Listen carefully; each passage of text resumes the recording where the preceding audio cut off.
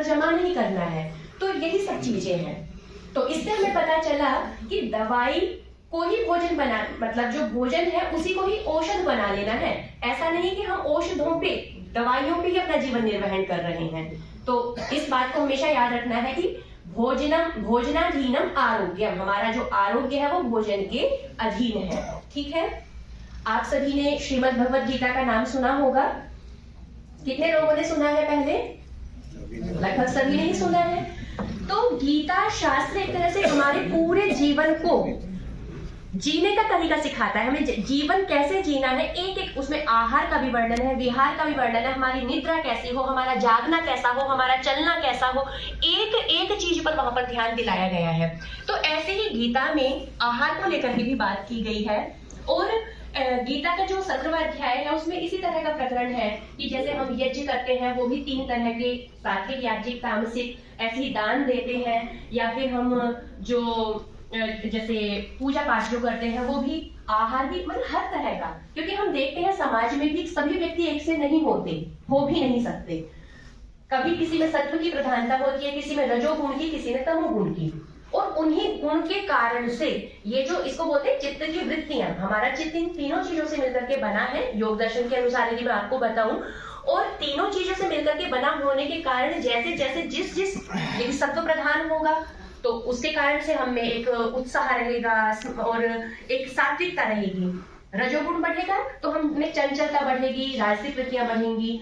और यदि तमोगुण होगा तो आलस्य, मूर्छा आदि ये सब चीजें आ जाती हैं। तो इन गुणों के कारण से ही हमारा माइंड जो है वो फ्लैक्चुएट करता है।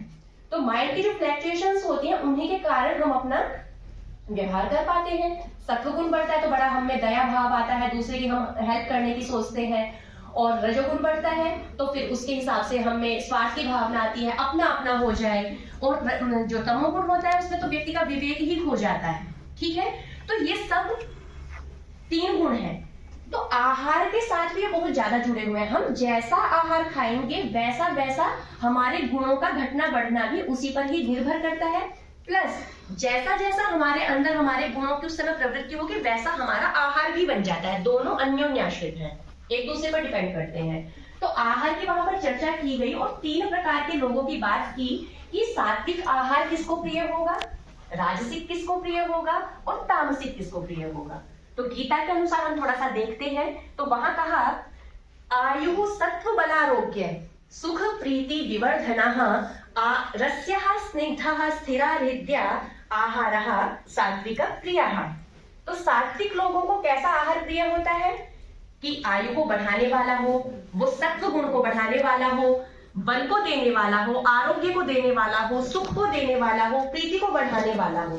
तो जितनी भी बातें आपने सुनी, सुनने में आप सभी को लग रहा होगा ये तो हम सभी चाहते हैं, लग रहा है ना। तो इसका मतलब क्या आया दिमाग में तुरंत से कि हम तो सभी सात्विक हो गए। तो इसका मतलब जो हम चाहते हैं वो हम मतलब फिर उसके लिए प्रयास भी करते हैं ना कि वैसा हमें करना है। आपको यदि हम मतलब भौतिक जगत में यदि हम देखें, आपको चाहिए कि मुझे किसी बड़े पद पे जाना है, तो फिर उसके लिए केवल चाहने से बात नहीं बनती ना, उसके लिए हमें एफर्ट भी करना पड़ता है, प्रयास करना पड़ता है, तो हमें वो मिलता है। तो यहाँ ये तो बता दिया कि आयु को बढ़ाने वाला हो, सत्व को बढ़ाने वाला हो, बल को बढ़ाने वाला हो, पर वो आहार होगा कैसा जिससे ये सब बढ़ेंगे। सुनने में तो हम सबको अच्छा लगा, तो वैसा फिर हमें खाना भी वैसा ही पड़ेगा। वहां कहा रस्यः, रस्यः का मतलब रसीले पदार्थ, स्निग्धः उनमें थोड़ी चिकनाहट होनी चाहिए। उसके बाद स्थिर, स्थिर का मतलब जो शरीर में लंबे समय तक रहे, मतलब बल को बढ़ाएं। लंबे समय तक रहने का मतलब ये नहीं कि वो स्टोर हो रहे फैट की तरह, वो नहीं, एनर्जी के रूप में वो शरीर में लंबे समय तक रहे। और हृदय मतलब हृदय के लिए हितकारी हो। ठीक है, तो ये सब ऐसे ऐसे आहार सात्विक को प्रिय होते हैं। तो जो पहली बात बोली गई है यहाँ पर कि आयु को बढ़ाए, सत्व को बढ़ाए, जो सब बातें हैं, क्योंकि जो सात्विक प्रवृत्ति का व्यक्ति होता है वो किसी भी काम में लगने से पहले विचार करता है, ऐसा होगा तो ऐसा हो जाएगा, मतलब उसके दोनों ही पक्षों को देखता है, लाभ और हानि को। तो इसलिए सात्विक व्यक्ति की बात करते हुए यहाँ पहले ये बताया गया कि ऐसा ऐसा ऐसा, मतलब उसके परिणाम के बारे में सोचा गया और फिर बताया कि ऐसा परिणाम कब प्राप्त होगा, जबकि हम इस तरह का आहार लेंगे। ठीक है, तो यदि आप में से जो या हम सब यदि चाहते हैं कि हमें आयु हमारी लंबी हो, बल हो, आरोग्य हो, तो उसके लिए हमें कैसे पदार्थ खाने होंगे कि जो रसीले हैं, हृदय के लिए अच्छे हैं। तो इन बातों को भी याद रखना, क्योंकि आगे हम अभी कुछ बातें करेंगे तो मैं आपसे कुछ प्रश्न भी साथ में पूछूंगी, ठीक है। दूसरा है जो राजसिक प्रवृत्ति के लोग होते हैं, तो वहां क्या बोला, कट्पम्ल लवणात्युष्ण तीक्ष्ण रुक्ष विदाहीनः आहारा राजसस्येष्टा दुख शोकामय प्रदाह। क्या बोला, दुख शोक और आमय को देने वाले हैं। क्या क्या, कट्प ज्यादा जो कड़वे पदार्थ हैं, अम्ल जो खट्टे पदार्थ है, लवण ज्यादा नमकीन वाले पदार्थ है, ज्यादा उष्ण प्रकृति के जो पदार्थ है, तीक्ष्ण पदार्थ है, तीखे मिर्च वगैरह जो है, रुक्षता पैदा जो बॉडी में ड्राइनेस लाते हैं, ये सभी क्या है, और शरीर में विदाह पैदा करने वाले हैं, जलन पैदा करने वाले हैं। ये सभी आहार कैसे होते हैं, जो राजसिक प्रवृत्ति के मनुष्य होते हैं उनके ये इष्ट है, उनके ये प्रिय है। पर क्या होते हैं साथ में, दुख शोक और आमय अर्थात बीमारियों को देने वाले हैं। ये समझ में आ गया। अब सुनने में तो क्या लगा कि बीमारियों को देंगे तो हमें वो नहीं चाहिए, पर हम खाते क्या है, यही सब खाते हैं, खूब चटपटा खाते हैं, मिर्च वाला खाते हैं और उस तरह का खाना खाते हैं, खूब खट्टा पसंद होता है बहुत सारे लोगों को, पर ये सब क्या है, बीमारियों को देने वाले हैं। और इसलिए देखिए राजसिक गुण वालों का कैसा रहता है, वो एकदम से किसी भी काम में प्रवृत्त हो जाते हैं, वो परिणाम की ज्यादा चिंता नहीं करते। तो इसलिए यहाँ आहार में भी वही क्रम रखा गया, बस खा लिया पहले, फिर खा करके विचार आया अच्छा इससे तो ऐसा हो जाएगा। और प्रायः हमारे साथ ऐसा होता भी है, जब सामने खाना आया तो खा लिया, फिर याद आता है ओ ये तो मेरे को मना किया गया था, ये तो स्वामी जी ने मना किया था, मेरे को खाना ही नहीं है, चलो आज चलिए आगे से नहीं खाऊंगा। तो एकदम प्रवृत्त हो जाते हैं, फिर बाद में अफसोस करते हैं। अब तीसरा नंबर किसका है, तामसिक प्रवृत्ति वाले का। उसका मतलब ही नहीं बनता विचार करने का, अच्छा है बुरा है, वो तो बस जी रहा है, देखा जाएगा, बस ये जन्म है, आगे कुछ है नहीं, ऋणम कृता घृतम विवेक वाली कहानी जैसे होती है ना।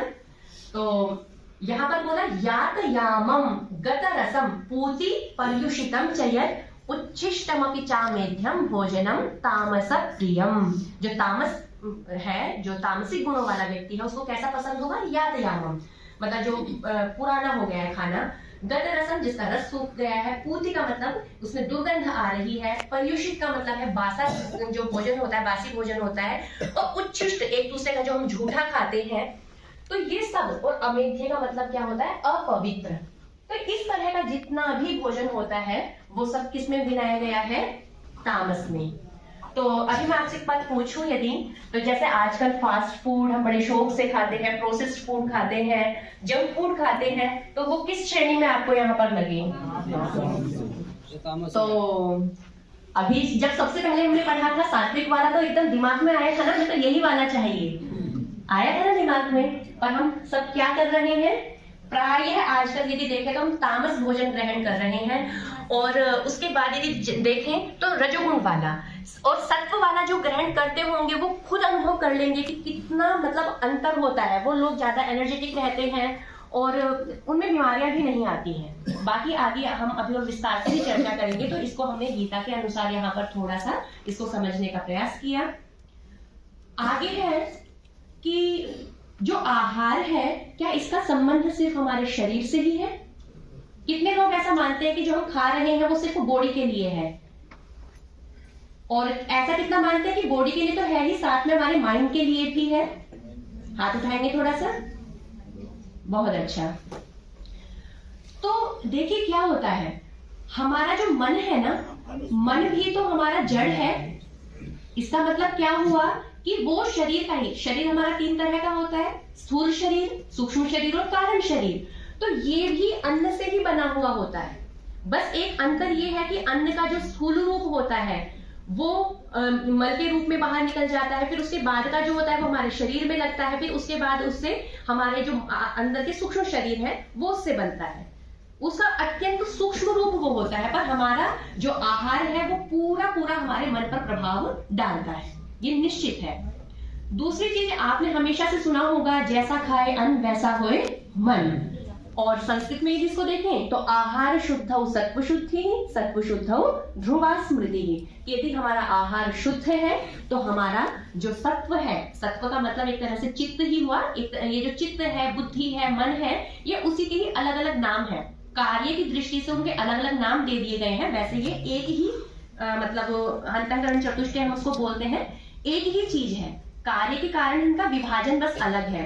तो आहार जैसा हम खाते हैं वैसा ही हमारा चित्त हो जाता है, हमारा मन बुद्धि वैसे ही हो जाते हैं। तो इसलिए हमें बहुत ही सोच विचार करके आहार को ग्रहण करना चाहिए। अब देखिए क्या होता है, जो आपको बताया कि जो हमारे न्यूरोट्रांसमीटर्स होते हैं वो कहाँ बनते हैं। ऐसा नहीं कि सिर्फ ब्रेन में होते हैं, जो हमारा गट होता है वहां पर सबसे ज्यादा न्यूरोट्रांसमीटर्स बनते हैं। तो आप जैसा खा रहे हैं, जैसा कर रहे हैं, उससे तुरंत सूचना, उसका जो प्रभाव है वो हमारे मस्तिष्क पर पड़ता है। जो सेरोटोनिन आपने सुना होगा, हैप्पी हार्मोन है, इसका जो 95% तक है वो हमारा कहाँ होता है, गट में होता है। और इसका काम क्या है, हमारे मूड को ये कंट्रोल में रखता है। नींद आ रही है, भूख लग रही है, सारी चीजें इसी के माध्यम से होती हैं। तो आपने बहुत बार देखा भी होगा कि जब आप कुछ अच्छा खाते हैं एकदम अच्छा सा फील होता है ना। तो वो क्यों हो रहा है, क्योंकि हमारे जो न्यूरोट्रांसमीटर्स है उस तरह की सूचना वहां भेज रहे हैं। आप कभी आपका भोजन नहीं पच पाता है, आपका मूड एकदम चिड़चिड़ा सा इस तरह से हो जाता है, वो क्यों हो रहा है। दूसरा कि जो गुड बैक्टीरियाज होते हैं वो हमारे गट में होने चाहिए, और उनको क्या जरूरत होती है, फाइबर्स वगैरह की जरूरत होती है, उसी से ही वो अच्छी ग्रोथ करते हैं। पर आजकल क्या हो रहा है, हमारा जो खाना है उसमें फाइबर तो बहुत कम है। फाइबर कम होने की वजह से वो भी अच्छे से ग्रोथ नहीं करते, और फिर हमारा भोजन भी अच्छे से नहीं पचता, और फिर सारा ही सिस्टम उल्टा हो जाता है, और फिर हमें बहुत तरह की बीमारियां होती हैं। ठीक है, तो अब हम थोड़ा सा, आपने ये एक सामान्य नियम सुने कि आहार का मन पे कैसे प्रभाव पड़ता है, या फिर गीता में, हमारे पुराने शास्त्रों में आहार के बारे में क्या कहा है। तो वर्तमान में जो एक आपने बहुत बार सुना भी होगा, इस पर काफी विवाद भी होता है। कुछ लोग बोलते हैं कि शाकाहार ही करना चाहिए, कुछ बोलते हैं कि दोनों ही ठीक है, दोनों करने चाहिए, दोनों की ही आवश्यकता है। और ऐसा तो शायद कोई नहीं सुना होगा कि सिर्फ मांसाहार करना चाहिए। आपने सुना है कि कोई व्यक्ति पूरे अपना जीवन जो है सिर्फ मांसाहार से व्यतीत कर सके। तो दो पक्ष हमारे सामने बनते हैं, एक तो जो है कि मांसाहार को प्रमोट करते हैं कि हाँ करना चाहिए, जरूरत है, और एक इसका बिल्कुल जो विरोध करते हैं। तो पहले तो मैं आपका ही व्यू जानना चाहूंगी इसमें कि कितने लोग ऐसा मानते हैं कि सिर्फ शाकाहार ही करना चाहिए। अच्छा, ये अभी चाहिए वाला है सिर्फ, हाँ वही मैं वही पूछ रही हूँ, पहले उतना तो हो। उठाइए, मुझे अच्छा लगा देख करके। ठीक है, और ऐसे कितने हैं कि सिर्फ शाकाहार ही करते हैं। अच्छा है, ठीक है। और अब बचे तो फिर बच ही गए, उनका मैं क्या पूछूं। अच्छा, फिर इसमें ये तो बता ही सकते हैं कि ऐसा कितने मानते हैं कि यदि हम नॉनवेज खा भी लेते हैं तो उससे कोई प्रॉब्लम नहीं है और ये सब फालतू की चीजें हैं, ऐसा कितना मानते हैं कि मांसाहार भी कर सकते हैं, नॉनवेज खा सकते हैं, कोई प्रॉब्लम नहीं है। उठाइए हाथ एक बार। ठीक है, तो उसमें किसी के पास कोई वैलिड रीजन है, या फिर आपको बस ये है कि चलता आ रहा है, पहले वाले लोग भी करते थे, डॉक्टर्स। अच्छा, ऐसे कितने हैं कि डॉक्टर्स बोलते हैं इसलिए करना चाहिए। सबसे पहले यही बात आती है कि डॉक्टर्स बोलते हैं, बिल्कुल सही बात। तो डॉक्टर्स तो बहुत कुछ बोलते हैं, क्या वो सभी कुछ करते हैं? वो तो ये भी बोलते हैं कि अपनी लाइफस्टाइल को अच्छा रखना है, तो हम आधी ही बात क्यों सुनते हैं? डॉक्टर्स तो ये भी कहते होंगे टाइम से सो, टाइम से जागो, और खाने में और भी चीजों के लिए बोलते होंगे, तो हम सिर्फ नॉनवेज को ही क्यों प्रेफर करते हैं? ये भी सोचने वाली बात है ना। तो इससे हमें पता चलता है कि दूसरे का जो हम नाम लेते हैं सिर्फ वो एक बहाना होता है, मानना वो हमारा अपना ही होता है। कह तो स्वामी जी भी बहुत कुछ रहे हैं, आज सारी दुनिया उनको फॉलो कर रही है, वो तो नहीं कहते हैं। स्वामी जी तो आपके गुरु हैं, हम सबके गुरु हैं। और फिर चलो बात यहाँ ये नहीं है कि कोई क्या कहता है, आज हम इसको थोड़ा सा प्रमाणों से और तर्क से समझेंगे। हम कहते हैं ना बड़े साइंटिफिक हैं, हम ऐसी कही हुई बात नहीं मानते, तो आप मत मानिए कही हुई बात, पर विचार करके तो मान सकते हैं ना। जो सही गलत है तो गलत को तो छोड़ना ही चाहिए, ठीक है। और दूसरा, पहले मैं थोड़ा सा यही बता दूं, जो कि ये मानते हैं कि डॉक्टर्स कहते हैं, तो आप जाकर के थोड़ा सा पढ़िएगा। आजकल इतनी बड़ी बड़ी विदेशों में ही स्टडीज हो रही है इस चीज पर कि जो नॉनवेज खाते हैं उनमें बहुत ज्यादा बीमारी, आप कहेंगे शाकाहारियों को भी होती है, मैं मानती हूँ, ऐसा नहीं कि जो शाकाहार करेगा उसको बीमारी होगी ही नहीं, पर जो नॉनवेज खाते हैं उनमें बीमारियों की संभावना ज्यादा होती है। और एक क्या होता है कि देखो विकल्प ही नहीं है हमारे पास कि शाकाहार तो करना ही है, तो जब वो जो बीमारी आ रही है वो शाकाहार से थोड़ी ना आ रही है, वो तो हमने अपनी दिनचर्या को, अपने लाइफस्टाइल को खराब कर लिया है, उसकी वजह से वो आ रही है। पर वहां तो वो स्पष्ट देखा गया है, अलग अलग तरह से रिसर्चेज हुई हैं, तो जो मांसाहार करते हैं उनमें बहुत सारी बीमारियां वो बढ़ जाती हैं जो कि जो वेजिटेरियन होते हैं उनमें नहीं होती हैं। ठीक है, तो इसलिए पुरानी जो रिसर्चेज हुई हैं केवल उन्हीं को बेस ना बनाए, हम अभी भी जो हो रहे हैं और विदेशों में हम मानते हैं, दिमाग में थोड़ा सा सेट रहता है कि विदेशों में जो कहा जाएगा वो जब बोलेंगे तो उसको हम एक्सेप्ट करेंगे, तो हम उसको भी एक्सेप्ट कर सकते हैं। वो भी यही रिसर्च कर रहे हैं कि हमें नॉनवेज खाने की आवश्यकता नहीं है। सबसे बड़ी बात क्या बोली जाती है कि प्रोटीन ज्यादा होता है। ठीक है, तो साथ में आपने ये भी पढ़ा होगा दालों में कितना प्रोटीन होता है, बस यही पढ़ा था क्या मांस में प्रोटीन होता है? क्या डायरेक्ट मिलता है? दाल में कौन सी प्रोसेस करनी पड़ती है? ऐसा तो नहीं है ना कि नॉनवेज थाली में रखा हो तो उसको देखने से आपको प्रोटीन मिल गया, खाना तो पड़ेगा। और आपके डायरेक्ट वाले की मैं एक बात बताऊं, जो नॉनवेज हम जब खाते हैं तो उसको डाइजेस्ट करने में हमें ज्यादा मेहनत करनी पड़ती है। दाल बल्कि उससे जल्दी डाइजेस्ट हो जाती है और उसमें प्रोटीन भी ज्यादा होता है। सोयाबीन का प्रोटीन देखिए नॉर्मल दालों में भी मांस से ज्यादा होता है, सोयाबीन का प्रोटीन तो बहुत ही ज्यादा है। तो एक भी रीजन ऐसा हमारे पास नहीं है कि हम नॉनवेज खाएं, सिर्फ अपने टेस्ट आपका यदि है वो एक कारण कह सकते हैं, और सिर्फ टेस्ट होना कोई कारण नहीं बनता, कल्चर भी है। हाँ वही मैं आपको बताती हूँ। देखिए क्या होता है, कल्चर एक, हम कहते हैं ना कि आज हम विज्ञान के युग में जी रहे हैं, तो हमें एक जो रूढ़िवादिता है, बहुत सारी गलत चीजें होती हैं, उनको हम तोड़ना चाहते हैं। हम कहते हैं अंधविश्वास नहीं करना चाहिए, तो हम हर चीज पे बड़ा अपना नजरिया क्यों नहीं रखते? उसके पीछे बहुत सारी वजह हो सकती है। समय के अलग अलग परिस्थितियों में लोग अलग अलग तरह से, आप देखिए आज के समय में ड्रिंक करना कितना कॉमन हो गया है। कुछ समय पहले तक एक समाज में जो ड्रिंक करता था उसको कितना एक मतलब गलत माना जाता था, इससे लोग छिप छिप करके करते थे। आज क्या है, आज वो फैशन बन गया है, कुछ समय बाद हम उसको कल्चर बोल देंगे। तो वो देश काल और परिस्थिति के अनुसार ये जी बिल्कुल, हाँ आपकी बात का मैं उत्तर दूंगी। तो इन्होंने कहा देश काल और परिस्थिति, अभी आप जहां पर रह रहे हैं तो क्या वहां अन्न नहीं उगता है? देखो दो चीजें हैं, मैं वही कह रही हूँ, वहां की बात कर रहे हैं जहां से हम। हाँ, अब इसमें दो बातें आती हैं। अब मैं आपको पहले ही ये बात इसलिए बोल चुकी थी कि तर्क रहेगा हमेशा। देखो संसार में नेगेटिव पॉजिटिव दो चीजें काम करती ही करती हैं, और दोनों ही अपनी तरह से तर्क भी देंगे और सुनने में दोनों ही बड़े अच्छे लगते हैं। सबसे पहली बात तो ये है कि हम अभी उस दुनिया की चिंता क्यों कर रहे हैं कि जिनके पास नहीं है। यदि वो इतने, हमारी जो वृत्तियां होती है ना उस पर डिपेंड करता है। पहले तो हम अपना देखें, हम क्या करते हैं सबके चक्कर में हम अपने को प्रोटेक्ट करना चाहते हैं। हमने कहा कि वहां नहीं होता, वहां नहीं होता, वो उनकी प्रॉब्लम है, उसका भी हम समाधान करेंगे। पर अभी हम अपनी देखें तो वहां नहीं होता, इसका मतलब हम भी खाने लग जाए। हम इतना भाईचारा निभा रहे हैं कि भाई जो ऐसे बैठे हुए हैं बिल्कुल जगह पे जहां उनको अन्न नहीं मिल रहा, तो उनके प्रति हमारी इतनी सिंपैथी होगी कि यदि वो नॉनवेज खा रहे तो हम भी नॉनवेज खाएंगे। देखो कितना बड़ा हम मतलब हमेशा ये रीजन दे देते हैं कि हर जगह नहीं होता। हम हर जगह का छोड़ें, जहां हम रह रहे हैं वहां होता है कि नहीं होता, बात तो ये है ना। तो हम अपने को प्रोटेक्ट करना चाहते हैं जो कि हमें नहीं करना। और देखो दूसरी चीज क्या है, मैं फिर वही बात बोल रही हूँ, पहले से हमने सुना है कि असुर भी होते हैं, सुर भी होते हैं, मतलब देवता भी होते हैं, राक्षस भी होते हैं। प्रवृत्तियां हमेशा दोनों रहेंगी, और कभी किसी का समय प्रबल होता है कभी किसी का। तो हमेशा देवताओं ने क्या कहा, वो सात्विक प्रवृत्ति के थे, तो उन्होंने हमेशा यही कहा कि भाई जीवों को कष्ट मत पहुंचाओ, जीवों की हत्या मत करो, उससे बुद्धि निर्मल होती है, व्यक्ति का विकास होता है, आत्मिक विकास होता है। पिशाचों ने क्या कहा कि दूसरों को सताओ, उन्हें सताना ही पसंद है। तो ये अपनी प्रवृत्ति पर निर्भर करता है। तो आज जो हम खा रहे हैं उसमें तीन वजह हो सकती है। मैं तो ये नहीं मानती कि आप जितने लोग बैठे हैं कि आपको हिंसा करने में मजा आता हो कि दूसरे को हमें मारना है, वो शायद कोई नहीं होगा।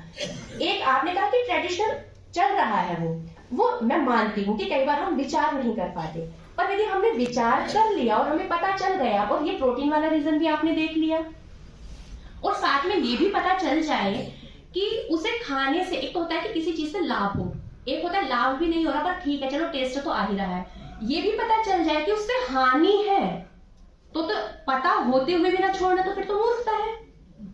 आप स्वास्थ्य साधक हैं, आप हेल्थ को अच्छा बनाना चाहते हैं, इसीलिए जुड़े हैं, और पता है कि ये गलत है और उसको फॉलो कर रहे हैं, तो फिर उसमें तो कुछ नहीं हो सकता। देखिए, आप जब पतंजलि से जुड़े होंगे उससे पहले बहुत कम लोग होंगे जो योगा को जानते थे, और उससे पहले आप करते भी नहीं थे। आपने सुना कि बाबा जी ऐसा कह रहे हैं, जरूर कुछ होगा, करके देख लेते हैं, यही सोचा होगा शुरू में, फिर किया और उससे क्या हुआ, आपको अच्छा लगा। फिर आपने, जिनको था कि बहुत अच्छा लगा, उन्होंने कंटिन्यू रखा। किसी को क्या लगा, अरे सुबह सुबह कौन उठे, चक्कर में क्या पड़ना, ठीक है जी लेंगे ना जितना जी लेंगे। तो वहां क्या प्रवृत्ति काम करती है, तमोगुण की प्रवृत्ति काम करती है, तो वो उतना ही लाभ ले पाएंगे उससे। सोओगे तो खोओगे। और जिन्होंने योगा किया तो वो तो ने देखा होगा, स्वास्थ्य लाभ किया होगा कि बड़ी बड़ी बीमारियां थी वो ठीक हो गई है। तो सेम वही कॉन्सेप्ट यहाँ काम करता है। देखिए, जबरदस्ती किसी से कोई कुछ नहीं करा सकता, तर्क से कभी जीता नहीं जाता, हमेशा विवेक से जीता जाता है। और जीतना हारना कुछ नहीं है, हमें विचार करना है कि हमारे लिए क्या सही है। देखो, मैं यहाँ पर आपको बताऊं कि वेज अच्छा है, नॉन वेज अच्छा नहीं है, जो भी है, और मैंने कह दिया, आपने मान लिया, वो प्रयोजन नहीं है। ये सिर्फ एक जागरूकता होती है कि कई बार हमें पता नहीं होता, और उन विषयों पर विचार करने से हमारे लिए जो सही है हम उसको अपना सकते हैं, जो गलत है उसको छोड़ सकते हैं, बस इतना यहाँ पर है।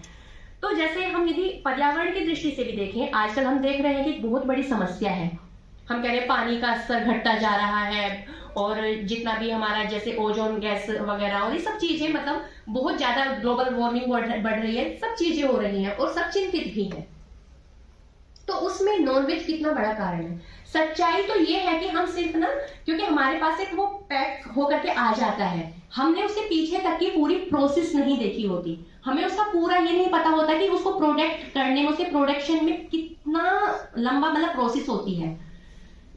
हम अब क्या होगा, जब इतने सारे पशुओं को एक जगह रखा जाता है, उनका मल मूत्र वगैरह जितनी भी चीजें हैं, उससे इतनी तरह की गैसेस निकलती हैं, और साथ में जब उसको पानी वगैरह में बहा दिया जाता है तो उससे जल प्रदूषण होता है, इतनी तरह की गैसेस निकलती हैं, उससे वायु प्रदूषित होती है। ये सब चीजें हाँ बड़े पैमाने पर इन पर रिसर्चेज हुई हैं। फिर दूसरा, यदि हम देखें जमीन को लेकर के, तो आज हम कह रहे हैं कि वन कटते जा रहे हैं, वन समाप्त हो रहे हैं, उसके कारण से क्या हो रहा है, बहुत तरह के जो जीव हैं उनकी प्रजातियां पूरी समाप्त हो रही हैं। तो जब ये बूचड़ खाने खोले जाते हैं, पोल्ट्री फार्म खोले जाते हैं, हैचरी खोले जाते हैं, तो वहां क्या होता है, इतने बड़े लैंड को वहां से बिल्कुल साफ कर दिया जाता है। अब वो जंगल कटेंगे तो साथ में क्या होगा, वो जीव भी वहां से समाप्त होंगे, उस दृष्टिकोण से भी हमारे लिए हानिकारक है। उसके बाद यदि हम जाए कि जो महासागर है, ये बड़ा एक यहाँ पर रिसर्च हुई थी, तो उसमें यही बताया कि जो बड़ी मछलियां हैं कि लगभग 90% आबादी खत्म हो चुकी है। और ये आपके सामने डाटा है भी, 17 मुख्य क्षेत्र थे, जिनमें से कि 13 अभी क्या है, या तो बिल्कुल खत्म हो चुके हैं, खत्म होने की कगार पर है। अब उसमें प्रमुख वजह क्या है, देखिए, हमें सिर्फ वहां से मछली चाहिए होती है, पर जब व्यक्ति नेट डाल करके उनको निकालता है, तो मछली से ज्यादा जो अदर स्पीसीज है वो उसमें फंस करके आ जाती है। फिर उनको इतनी देर तक बाहर रखा जाता है, उनको खींचते हैं, उसमें कभी उनका कुछ मतलब आंख फूट जाती है, कभी कुछ हो जाता है, वो इतने भार से एक दूसरे का वेट उनके ऊपर होता है। तो इस तरह से यातना सहन करके वो क्या होती हैं, उनमें से आधे से ज्यादा तो मर ही जाते हैं। तो इसमें यही एक औसत निकाला गया था कि यदि प्रति व्यक्ति औसत 16 किलो यदि मछली खाई जा रही है, तो 200 किलो उसमें से वेस्ट किया जा रहा है बाकी जो समुद्री जीव है उनको। ये कितना बड़ा आंकड़ा है, मतलब हम उसमें से सिर्फ 16 ले रहे हैं, 16 किलो, और 200 किलो हम उसमें से वेस्ट कर रहे हैं। और ये इसका कारण है कि इतने सारे जीव जो है वो समाप्त होते जा रहे हैं। दूसरा कि हम पानी का देखें, पानी की आज कितनी बड़ी समस्या है। तो जो मीट का प्रोडक्शन होता है उसमें पानी भी बहुत ज्यादा लगता है, तो लगभग 15 से 20 हजार लीटर तक पानी लग जाता है 1 किलो मांस को तैयार करने में। और गेहूं यदि हम शाकाहार का उसका देखें, तो यहाँ पर लगभग 500 लीटर के करीब पानी उसमें लगता है। तो इस तरह से, और फिर साथ में जैसे मत्स्य पालन होता है, तो वहां पर भी क्या करते हैं कि जैसे छोटे छोटे पाउंड बनाए जाते हैं, तो उनमें क्या होगा कि जैसे 5 एकड़ का उन्होंने बनाया, उसको खोदा, तो उसमें इतने पानी के लिए 6 मिलियन लीटर पानी चाहिए होता है। तो इससे आप अनुमान लगा सकते हो कि पानी की कितनी ज्यादा खपत होती है। और फिर वो एरिया वैसे देखने के लिए बहुत है, पर जब उनमें मछलियों को रखा जाता है तो इतने पास पास रहती हैं, तो उनमें जैसे आक्रामकता है, जो भी चीजें हैं वो एक दूसरे से मतलब बहुत ज्यादा इतने, जैसे आप उसको भी देखोगे पोल्ट्री फार्म का, आपने यदि कभी वीडियोस देखे हो, तो इतनी कम जगह में उनको मुर्गियों को रखा जाता है, उनकी चोंच है उसको काट दिया जाता है कि आपस में एक दूसरे को ना मारे, बिल्कुल कंजेस्टेड एरिया में उनको रखते हैं। फिर उनसे मीट प्रोडक्शन ज्यादा हो, इसलिए क्या होते हैं, उनको इंजेक्शन वगैरह दिए जाते हैं, इतना वेट उनका बढ़ा दिया जाता है कि वो अपने पैरों तक पर नहीं चल पाती हैं। जो मुर्गी एक साल में नेचुरली 15 से 20 अंडे देती है, उससे जबरदस्ती लगभग 250 से 300 अंडे पैदा कराए जाते हैं। तो सोचिए ना किस कदर, कितना ज्यादा उनके ऊपर अत्याचार किया जा रहा है। तो यदि हम किसी भी रूप में हम स्वास्थ्य को लेकर के, हेल्थ को लेकर के सोचें तो भी कितना सही है मांसाहार। और यदि हम धर्म को मानते हैं, पुनर्जन्म को मानते हैं, भगवान में विश्वास करते हैं, तो कितना सही है कि दूसरों को पीड़ा दे करके। ठीक है, ऐसे आप देखेंगे कि जो ऊर्जा है, मतलब जैसे ट्रांसपोर्ट करते हैं या फिर उनको रखना है, रेफ्रिजरेटर आदि की व्यवस्था है, तो उसमें कितनी ज्यादा उसकी खपत होती है। फिर दूसरा हम देखें कि आज एक समस्या सब बोलते हैं कि भूखमरी की समस्या कब से चली आ रही है और आज भी वो पूरी समाप्त नहीं हुई है। तो उसका कितना बड़ा कारण जो है नॉनवेज। आप कहोगे ये कैसे? ऊर्जा पिरामिड का एक सिद्धांत होता है कि जितना एक खाता है ना, यदि 100 उसने खाया है तो उसका 10% ही अगले तक पहुंचता है। तो यदि कोई भी पशु है, उसने प्रकृति से अपना आहार लिया, तो जब उसका मांस अगला व्यक्ति खाएगा तो 10% ही उसमें जाता है। तो यदि कोई व्यक्ति सीधा ही नेचर से ले रहा है तो उसमें कितना 10 लोगों को मतलब पूरा हो जाएगा। दूसरा, जब मीट प्रोडक्शन कराया जाता है तो उनको बहुत ज्यादा प्रोटीन खिलाया जाता है, पशुओं को भी गेहूं आदि अनाज या प्रोटीन इस तरह से खिलाते हैं ताकि उनमें मांस बढ़े। तो उनको इतना खिला रहे हैं तो सीधा मनुष्यों की पूर्ति नहीं की जा सकती क्या उससे? तो ये बहुत सारी इस तरह की चीजें हैं। और ये तो आपने देखा ही होगा कि संप्रदाय के हिसाब से भी हम देखें, जिन मजहबों में मांस खाने का प्रचलन ज्यादा है उसमें आप देखोगे कि उनमें हिंसक प्रवृत्तियां भी ज्यादा होती है। समाज में भी आपने स्वाभाविक रूप से देखा होगा। तो ये बहुत बड़ा कारण है, हमें देखने में नहीं लगता मोटे तौर पर वो कैसे हमारे मन पर प्रभाव डालता है। अभी हम शास्त्रों के अनुसार भी देखेंगे कि कैसे कैसे आपको लगता है कि सिर्फ हमने तो खाया है, हम कहां से दोषी हैं, कौन कौन दोषी है, कैसे कैसे दोषी है, ये सब शास्त्रों में अच्छे से बताया गया है। तो अभी उसको देखने से पहले थोड़ा सा हम अभी इसको भी देख लेते हैं कि नेचर ने हमारी बॉडी को क्या मांस खाने के लिए अनुकूल बनाया है या नहीं बनाया है।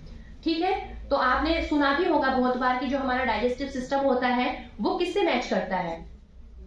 जो शाकाहारी जीव है ना हमारा, उनसे मैच करता है। क्यों? उसकी वजह ये है कि जो हमारी जो आंत होती है, इंटेस्टाइन होती है, उसकी जो लेंथ है वो काफी ज्यादा होती है। क्योंकि शाकाहारियों के लिए क्या है कि उसको आंतें जो है धीरे धीरे एब्जॉर्ब करती हैं और वो लंबी होती है ताकि सारे भोजन का अच्छे से एब्जॉर्प्शन हो जाए। और हमारे जो पाचन तंत्र होता है उसमें क्या है कि जो एसिड होते हैं वो कम मात्रा में होता है जो भोजन को पचाता है। क्योंकि हमारे जो बॉडी है वो मुख्य रूप से क्या है, एल्कलाइन है। जो पशु होते हैं, मतलब जो मांसाहारी जीव है, उनमें क्या है, उनकी आंतें छोटी होती हैं। वजह यही है कि मांस जो है वो जल्दी से पच जाए और बाहर निकल जाए। उसके लिए उनकी बॉडी में जो एसिड है वो बहुत ज्यादा होता है। तो वो एसिड जो है वो ही उस मांस को पचाने का काम करता है, जो कि नेचुरली हमारी बॉडी में बहुत ज्यादा कम होता है। तो उससे क्या होता है, एसिड कम है, मांस अच्छे से पच नहीं पाता और फिर उसके बाद वो अंदर सड़ता रहता है और फिर उससे हमारे बीमारियां पैदा होती हैं। फिर दूसरा क्या है, दांतों की बनावट आप देख सकते हैं। आपने देखा होगा शेर, चीता आदि को फोटो में तो देखा ही होगा। तो उनके दांत कैसे होते हैं? उनके पास कैनाइन टीथ होते हैं, पर हमारे पास वो नहीं होते। ठीक है, तो दांतों की संरचना से आप देखो, आप क्या सीधा मुंह से फाड़ करके मांस को खा सकते हैं? प्राकृतिक रूप से बनाया ही नहीं है ऐसा इंसान को। फिर नाखून और पंजों की संरचना आप देख सकते हैं। एंजाइम ला के बारे में मैंने आपको भी बताया ही था। और ऐसे ही फिर क्या होता है, इससे तरह तरह के अंडे को लेकर के भी बहुत ज्यादा रहता है कि अंडा शाकाहारी, मांसाहारी। तो अभी उतना टाइम भी नहीं है, पर मैं आपको सार रूप में यदि बताऊं तो आजकल कहते हैं ना कि फर्टिलाइज्ड है, नॉन फर्टिलाइज्ड है, तो इसलिए उसके आधार पर भी अपना बना लेते हैं। तो वहां उस पर भी ना जाए हम कि वो शाकाहारी है या मांसाहारी। हम सीधा यदि ये भी देखें कि खाना सही है कि नहीं है, तो दो चीजें हैं। अंडे में कोलेस्ट्रॉल की मात्रा बहुत ज्यादा होती है, फाइबर नाम को भी नहीं होता। तो वो अंदर जाके क्या करेगा, पेट को बुरी तरह से सड़ाता है क्योंकि वो पच नहीं पाता। जो बहुत ज्यादा एक्सरसाइज करते हैं या इतना ज्यादा उनका मतलब वर्कआउट करते हैं बहुत ज्यादा, तो उनके हिसाब से वह सोच सकते हैं। पर वहां भी कोई रीजन इसलिए नहीं है कि आज के समय में इतनी तरह की चीजें बन चुकी हैं और हमारे पास और भी ऑप्शन है। दूध हमारे पास है, दही है, या फिर घी आदि है, दालें हैं, बहुत तरह के हैं। और आजकल तो पतंजलि के भी इतने सारे प्रोडक्ट्स आ रहे हैं जो जिनमें एनिमल मतलब वो नहीं डलती हैं चीजें, तो उनको आप यूज कर सकते हैं। और आजकल आप में से कितने लोग होंगे जिनको बहुत ज्यादा फिजिकल वर्कआउट करना पड़ता है? मेरे को तो नहीं लगता। तो आपको तो वैसे भी जरूरत नहीं है, तो बीमारियों को क्यों मोल लेना है? तो ये हमने थोड़ा थोड़ा सा जो आज के विज्ञान के हिसाब से हमने उसको समझा था, पुराने जो शास्त्र है, प्राचीन शास्त्र, उनमें मांसाहार को लेकर के क्या कहा गया है वो हम थोड़ा सा देखेंगे। तो मनुस्मृति के नाम से मुझे लगता है सभी परिचित होंगे, महर्षि मनु का ये ग्रंथ है, और इसमें भी बहुत ज्यादा क्या किया गया कि बाद में बहुत सारी मिलावटें इसमें की गई हैं, पर वो संदर्भ को देख करके समझ में आ जाता है। ऐसा तो नहीं होगा ना कि एक व्यक्ति एक बार कह रहा है कि मांस खाओ, अगली बार कह देगा कि नहीं खाना है, फिर कहा नहीं खाना है, फिर कहा खाना है। तो बाद में बहुत सारे प्रक्षेप उसमें किए गए, पर यदि हम यहाँ प्रत्यक्ष रूप से देखें तो बार बार मनुस्मृति में ये बात आई है कि मांस नहीं खाना चाहिए। तो पहला ही श्लोक है, वहां बोला मांस भक्षयिता मूत्र यस्य मांसमिहात्म्यहम् इति मांसस्य मांसत्वं प्रवदन्ति विपश्चितः। सार रूप में कहूं तो ये है कि मांस शब्द कैसे बना, बोले मां मुझे, स मतलब वो जिसको कि हमने मारा है, वो क्या करेगा, भक्षयिता अमूत्र, दूसरे जीवन में वो क्या करेगा, हमें खाएगा। तो ये सिर्फ एक कहने की बात है, समझाने के लिए, वो तो मर गया तो वो कैसे खाएगा। कि हमारा जो कर्म है, हमारा जो कर्म है, आ रही आवाज पीछे आगे, ठीक है, तो हमारा जो कर्म है वो हम उससे बच करके कैसे भी नहीं जा सकते। मांस भक्षयिता का मतलब यह है कि यदि मैंने उसके साथ अन्याय अत्याचार किया है तो अगले जन्म में मुझे भी ऐसी ही क्रूरता से गुजरना पड़ेगा, इसलिए भी हमें मांसाहार नहीं करना है। फिर आगे एक बात बोली, हम बोलते हैं ना कि हमने तो जी बस खाया था, मारा थोड़ी ना था, तो हमें क्यों पाप लगेगा। तो इसके लिए भी महाभारत में कहा गया, यदि कीट खादको न स्यात् न तदा घातको भवेत् घातकः खादकार्थाय तद घातयति वै नरः। समझ भी गए होंगे आप कि यदि खाने वाला ही ना हो तो मारने वाला क्यों होगा। आज इतनी सारी कंपनीज चल रही हैं, क्यों, हम उनके प्रोडक्ट्स यूज कर रहे हैं। हम यदि प्रोडक्ट ही यूज ना करें तो कंपनियां चलेंगी। तो सेम वही है, यदि हम खाना छोड़ दें तो कोई मारेगा भी क्यों उनको, हम खा रहे हैं इसलिए वो मार रहे हैं, इसलिए दोनों ही पापी हैं। आगे मनुस्मृति में बड़ा अच्छा बोला, उसमें दूर दूर तक जो बचे हुए हैं ना वो सब समेट रहे, अनुमंता विशसिता निहंता क्रय विक्रय संस्कर्ता चोपहर्ता च षडेते घातकः स्मृतः। तो उन्होंने बताया अनुमंता, अनुमति देने वाला, परमिशन दे रहा है, ठीक है काट सकते हो मार सकते हो। विशसिता काटने वाला, निहंता मारने वाला, क्रय विक्रय खरीदने बेचने वाला, संस्कर्ता उसे पकाने वाला, उपहर्ता उसे परोसने वाला, और खाने वाला तो है ही है। ये सबके सब पापी होते हैं। तो ये मतलब ऐसा नहीं है कि केवल कहने की बात हो। मनुस्मृति, महर्षि मनु महर्षि थे, वो सामान्य व्यक्ति नहीं थे, बड़ा सोच विचार करके लिखा है। तो ऐसा नहीं है कि जी हम खा नहीं रहे, हम तो बस लाके दे रहे हैं, जी हम खा नहीं रहे, हम मार ही रहे। बहुत सारे लोग बोलते हैं आजकल जिनके खुद काम चलते हैं, तो वो खुद तो सब पे ही भय हाँ सब पे हो गया, सही बात है। तो बहुत सारे बोलते हैं कि जी हम खुद नहीं खाते, बड़े बड़े उनके पोल्ट्री फार्म चल रहे हैं, और क्या बोलेंगे जब खुद नहीं खाते, तो क्या उसको पाप नहीं लगेगा, उसको तो और भी ज्यादा लगेगा कि इतना औरों को अवेलेबल करा रखा है। फिर दूसरा पकाने वाला, आप में से कुछ कहेंगे जी हम खुद तो खाते नहीं है, पतिदेव जी के लिए बनाते हैं, तो आपको भी पाप लगेगा। तो बचना है तो बच लीजिए, उनको भी समझा दीजिए। और यदि कहें कि जी पत्नी जी खाती है, हम नहीं खाते, हम तो सिर्फ लाके देते हैं, तो क्रय विक्रय करने वाले को भी पाप लगेगा। तो एक तरह से जो भी इससे जुड़े हुए हैं सब पाप के भागीदारी है। यदि पुनर्जन्म में विश्वास रखते हैं, भगवान में विश्वास रखते हैं, तो इस पे विचार कीजिए और उसको छोड़ दीजिए। फिर यही सारी बातें हैं, अभी समय थोड़ा कम भी है कि स्वमांसम परमांसेन, मतलब देखिए आप यदि चाहें कि दूसरे को गिरा करके हम ऊंचे उठें, तो क्या आपकी अच्छी आदत है ये? तो हम दूसरे का मांस क्यों खा रहे हैं कि अपने को अच्छा बनाना है मतलब वो एकदम स्मार्ट बनाना है, फिट बनाना है, इसलिए हम खा रहे हैं। बल्कि ऐसा है नहीं, बीमारियां आने पर मान भी रहे हैं। तो दूसरा भी तो जीव है ना, उसे भी जीने का अधिकार है। हम यदि देखें कि हमें हल्की सी चोट लग जाए, हमें कितनी पीड़ा होती है, और हम दूसरे जीव को पूरा मार रहे हैं, और सामान्य रूप से नहीं मार रहे हैं, हम क्या कर रहे हैं उसको सता के। आप वीडियोस अवेलेबल हैं, उनको देखना, बहुत ज्यादा क्रूरता उन पशुओं पर की जाती है। आराम से उनको नहीं मारा जाता, और फिर आराम से भी मारना तो मारना ही है ना। हम हल्का सा हाथ पे कुछ भी कट लग जाए, उतना हमसे सहन नहीं होता, तो वो भी हमारी तरह जीव है, तो हमें उनका भी ध्यान रखना है। तो ये पाप है कि दूसरे के मांस को खा करके अपने आप को बढ़ाना। फिर आगे बड़ी अच्छी बात कही कि नहीं मांसम तृणात् काष्ठात् उपलाद वापि जायते मांस कहीं पत्थरों से तो पैदा होता नहीं है, लकड़ी से तो पैदा होता नहीं है, मांस आएगा कहां से? जीवों से ही आएगा ना। तो जीव हत्या तो पाप ही है, हमारे तो शास्त्रों में हमेशा से कहा गया अहिंसा परमो धर्मः। तो इसलिए विचार कीजिए।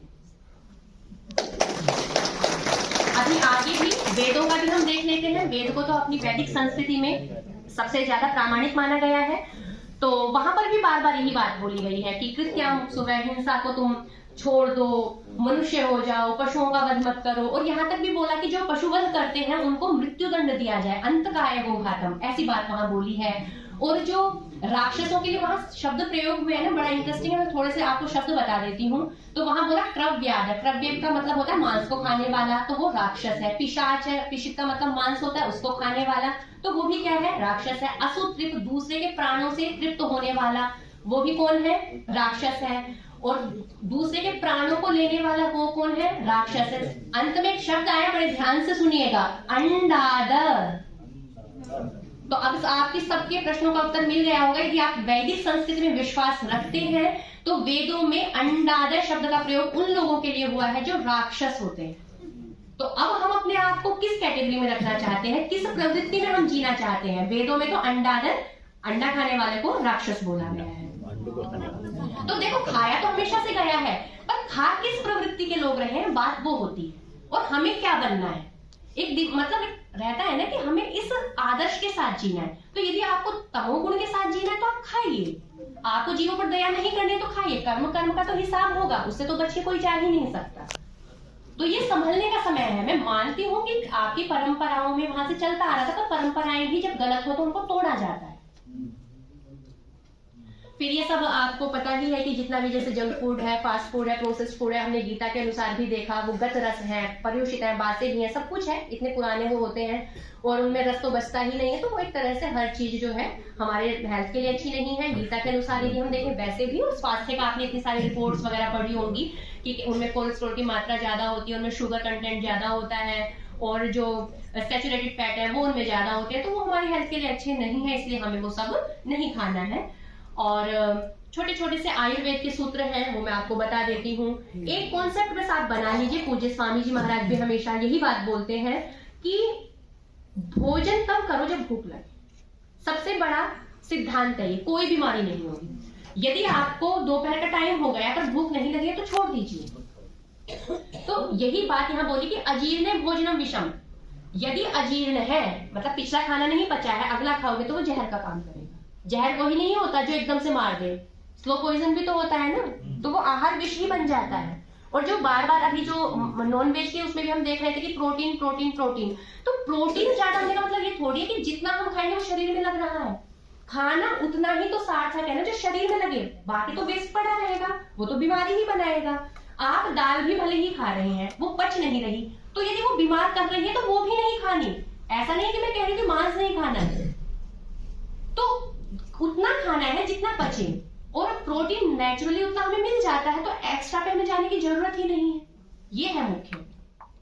ऐसे ही हिताहारा मिताहारा अल्पाहाराश्चे जनाः नैतान् वैद्याः चिकित्सन्ति आत्मनस्ते चिकित्सकाः, कि जो हित का खाना खाते हैं, हमारी बॉडी के लिए जो अच्छा है वो खाते हैं, नपतुला खाते हैं, बहुत कम नहीं है, बहुत ज्यादा नहीं, और अल्पाहार मतलब कभी कभी फास्टिंग भी कर लेते हैं जरूरत पड़ने पर।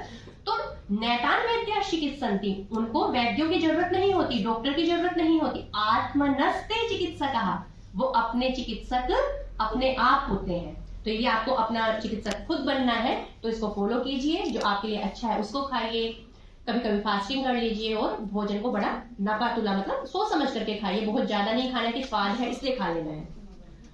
और आगे और भी बातें हैं बहुत सारी, पर थोड़ा समय कम है तो इन पर अभी उतना चर्चा नहीं करते।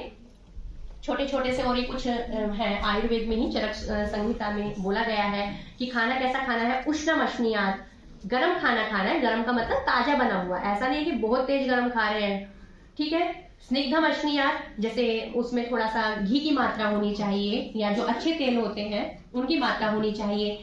मात्रावद अश्नीयात्, एक लिमिटेड मात्रा में खाना चाहिए। जीर्ण अश्नीयात्, जब पिछला पच जाए तो खाना चाहिए। वीर्य अविरुद्धम अश्नीयात्, जिनका आपस में वीर्य मैच नहीं करता, जैसे दूध है दही है, आपस में वो उनका खाना सही नहीं रहता, क्योंकि उनको पचाने वाले एंजाइम अलग अलग तरह से होते हैं। तो वो सब चीजें आयुर्वेद ने पहले से बड़ा अनुसंधान करके बता रखी हैं, तो उन चीजों को फिर साथ में नहीं खाना है।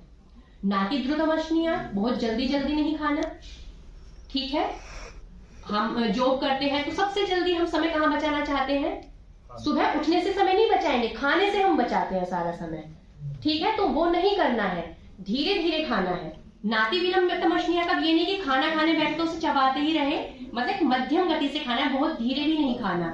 और अजपन, अजल्पन, अहसन, तन मना भुंजित है। अजल्पन का मतलब बातें करते हुए नहीं खाना है, हंसते हुए नहीं खाना है, पूरा मन से खाना है। ये हम पहले भी देख चुके थे कि आहार का मन के साथ संबंध होता है, जिस भावना से हम उसको खाएंगे वैसा मन पर प्रभाव भी पड़ेगा।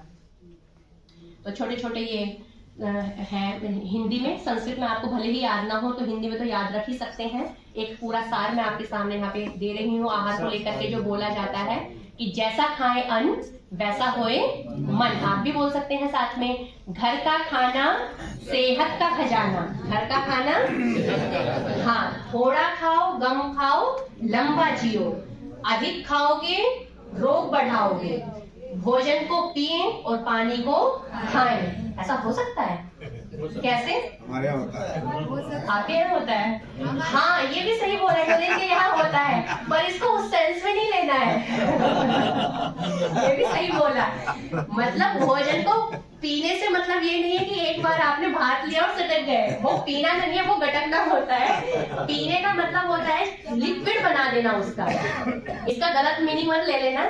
उसको इतना चबाना है, इतना चबाना है कि वो लिक्विड फॉर्म में आ जाए, ताकि जो हमारी जो आंतें हैं उनको कम मेहनत करनी पड़े। तो कुल मिला के जो आंतों का काम है वो दांतों से, मतलब दांतों का काम जो है आंतों से नहीं लेना, आंतों को अपना काम करने दो, दांतों को अपना काम करने दो। और आगे बोला पानी को खाएं, तो पानी को धीरे धीरे सिप सिप करके पीना है। खाने का मतलब है, कुल मिला के समझाने का तरीका है कि पानी को हमें धीरे धीरे पीना होता है। हम यदि तेज एकदम से पानी पीते हैं तो जो हमारी जठराग्नि होती है वो उससे प्रभावित होती है, और भोजन यदि हम जल्दी खाएंगे तो आंतों को ज्यादा मेहनत करनी पड़ती है, वो अच्छे से पच नहीं पाता है। तो इसलिए दांतों से अच्छे से चबाना, साथ में उसमें जो लार आदि मिक्स हो जाते हैं तो वो और अच्छा डाइजेशन होता है। इसलिए भोजन को चबा चबा के खाना है, पानी को सिप सिप करके धीरे धीरे पीना है। भोजन को अपनी दवा बनाओ, दवा को अपना भोजन। ये समझ ही गए होंगे, इसमें हमने चर्चा भी की थी, पर आजकल उल्टा हो रहा है। भोजन हम कैसे खाते हैं? बिल्कुल थोड़ा खाते हैं, थोड़ा या फिर मतलब मन मर्जी से खाते हैं, और फिर उसके बाद दवाओं को बिल्कुल भोजन की तरह भर भर के खाते हैं। सुबह इतनी को ले लेंगे, फिर शाम को लेंगे, सोते समय लेंगे, मतलब पूरे दिन यही याद रखना पड़ता है। तो दवाओं को छोड़ना है, भोजन को ही दवा बना लेना है, ठीक है। जीने के लिए खाना है, खाने के लिए नहीं जीना है, ठीक है। तो आहार उतना ही है जितनी भोजन की मतलब आवश्यकता है बॉडी को। और ये आपको स्वामी जी सदा बोलते ही हैं कि एक भुक्तम सदा रोग्यम, द्विर्भुक्तम बलवर्धनम, त्रिभुक्तम तु सदा रोगम, चतुर्भुक्तम तु मार्गम।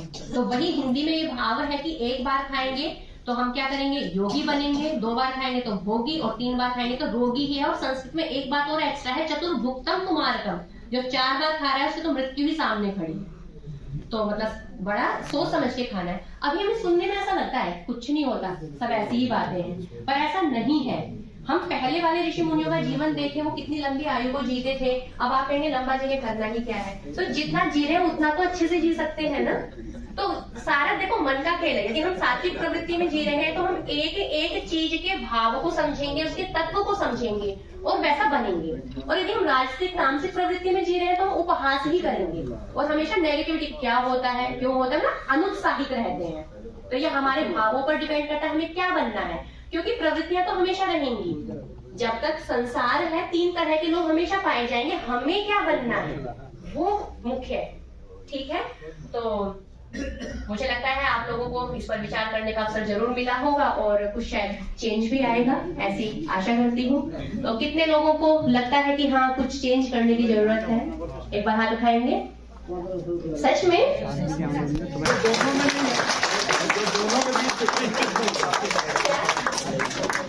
वो चीजें जो इन दोनों में नहीं, उनका क्या होगा वो बता दीजिए आप कौन सा है, ठीक है। कक्षा को आगे बढ़ाते हैं, एक बार सभी मिलकर के ओम का उच्चारण करेंगे। ओम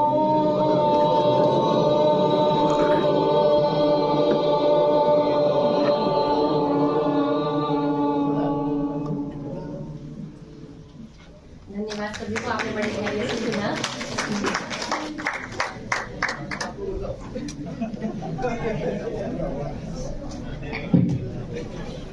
धन्यवाद आदरणीय डॉक्टर स्वाति आर्य जी को, अत्यंत प्रभावकारी और सेशन को लगी। धन्यवाद डॉक्टर साहब। हमारे लोगों का आहार परिष्कार होगा ऐसा हम अपेक्षा करते हैं। अब इस पछाड़ी और को सेशन